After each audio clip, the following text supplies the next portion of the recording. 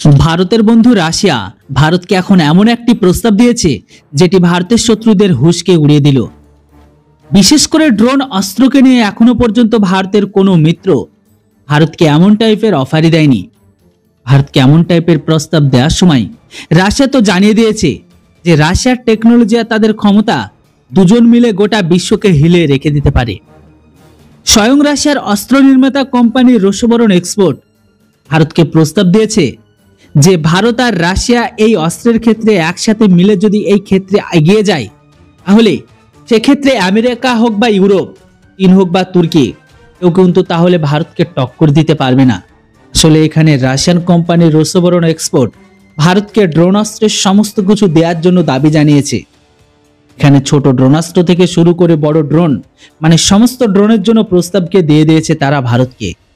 তবে এখানে প্রশ্ন একটাই যে রাশিয়া তো শুধুমাত্র ভারতকে ড্রোনের প্রস্তাব দিয়েছে, এখানে তাহলে বড় ব্যাপার কোনটা?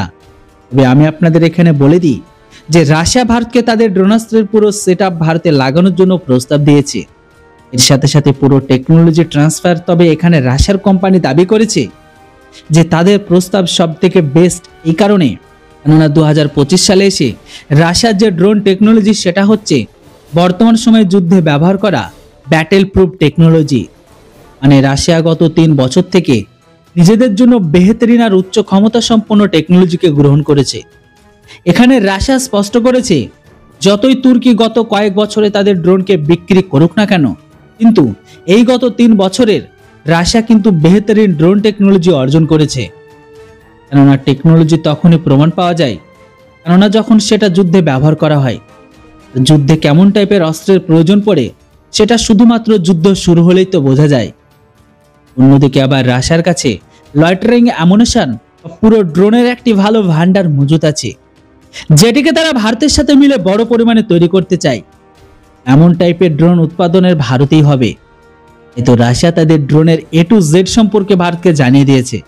তাই রাশিয়ার ক্ষেত্রে এমন ড্রোনের প্রস্তাব ভারতকে দেওয়া যেটি সত্যি ভারতের জন্য অনেক লাভবান হতে পারে। সেখানে তো ভারত এখনো ড্রোনের ক্ষেত্রে আত্মনির্ভর হওয়ার চেষ্টা করছে। তাই ভারতের মতো দেশকে দ্রুততার সাথে এগিয়ে নিয়ে যেতে পারে রাশিয়া। সিদ্ধান্ত ভারতের হাতে। ভারত রাশিয়ার সাথে যাবে কিনা? বন্ধুরা এবার আপনারাই বলুন, ভারতের কি উচিত রাশিয়ার টেকনোলজি গ্রহণ করা? আপনাদের মূল্যবান মতামত অবশ্যই কমেন্ট বক্সে লিখে জানান। Thanks for watching. জয় হিন্দ, বন্দে মাতরম।